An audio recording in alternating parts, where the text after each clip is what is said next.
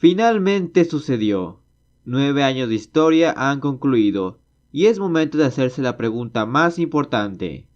¿Valió la pena? Bienvenidos, Bronies, ya no tiene caso. Vayamos directo al grano.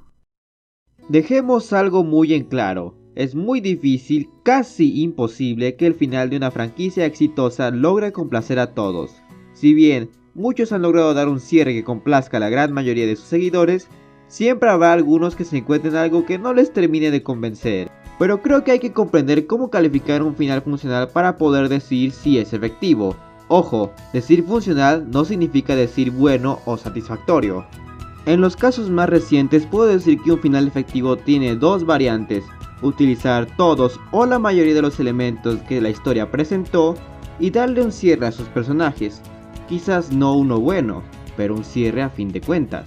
Cuando digo usar todos los elementos, no necesariamente hablo de una guerra épica, sino de darle presencia y relevancia a cada personaje y lugar en los momentos climáticos. Esto da a notar todo lo que los protagonistas han recorrido y que tanto se ha desarrollado el mundo que los rodea.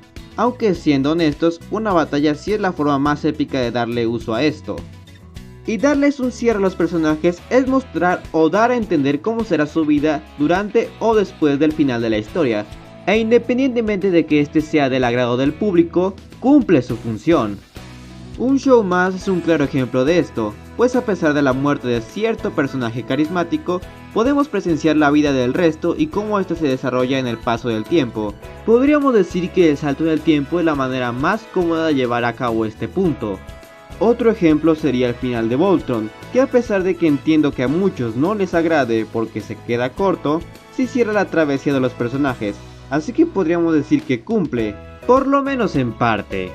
Un final que podríamos decir que sí es malo es el de Star contra las fuerzas del mal, dado que hace un pobre uso de los elementos que lo conforman y no les da una solución muy satisfactoria. Y peor, los personajes se quedan en un punto donde hay más preguntas que respuestas, y se ve que en los últimos minutos habrá consecuencias de las cuales nunca llegamos a ver, causando que el desarrollo de varios personajes sea en vano. Y a pesar de que parezca un final abierto para tratar de darle una continuación, no es una excusa para dejar las cosas así.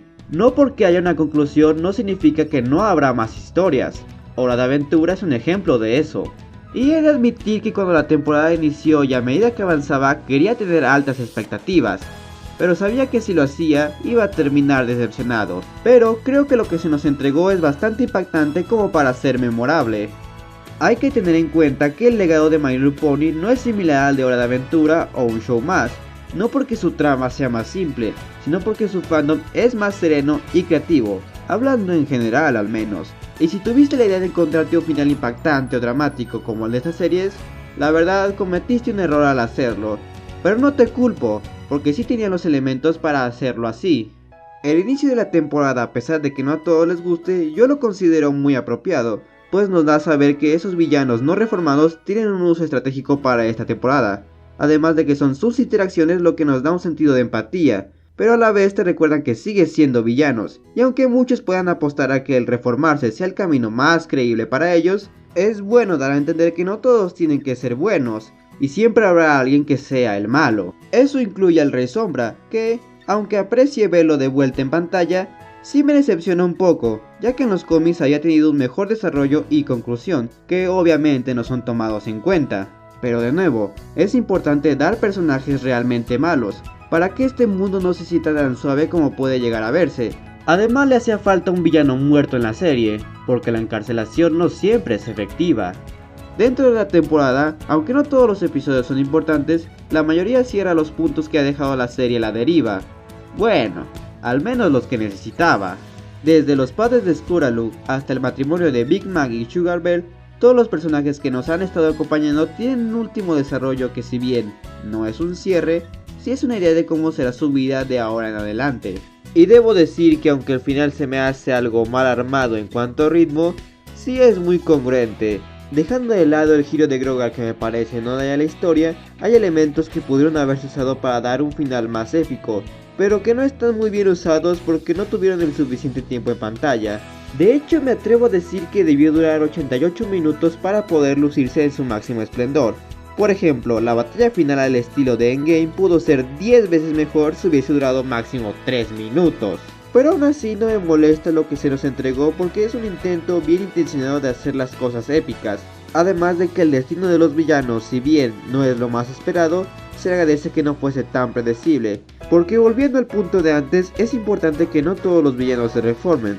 Porque al tener personajes genuinamente malos le da más volumen a este mundo que, admitámoslo, todos en algún momento dudamos que fuese a tener.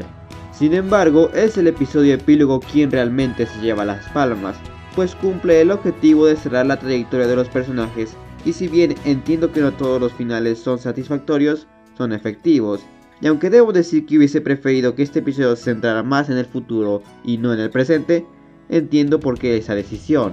Además, viendo cómo es la Nueva Equestria y cómo son los personajes, sí deja lugar para contar más historias, que si bien los escritores no pueden hacer, los fans siempre estaremos ahí para ello. Y quién sabe, puede que algún día estos queridos personajes puedan volver o a la televisión o tal vez, solo tal vez, a la pantalla grande.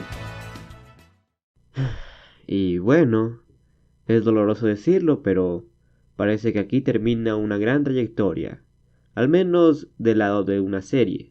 Del lado de los fans dependerá de nosotros. Y saben, aún recuerdo aquel día en que ese chico de 14 años que no sabía qué hacer con su vida, vio involuntariamente un episodio de la serie, y fue en ese entonces cuando descubrió cuál era su objetivo en la vida. Encontró, digamos, su talento especial. Ahora tiene 20 años y está luchando por conseguir una carrera en la industria de la animación. Que si lo logre, no lo sé. Pero, independientemente de eso, está totalmente agradecido por estos 9 años de historias simples pero honestas, personajes memorables y muchos amigos a los que conoció a lo largo de su trayectoria en el fandom. Ya no todos son tan unidos como antes, pero siempre los llevará consigo. Muchas gracias por todo.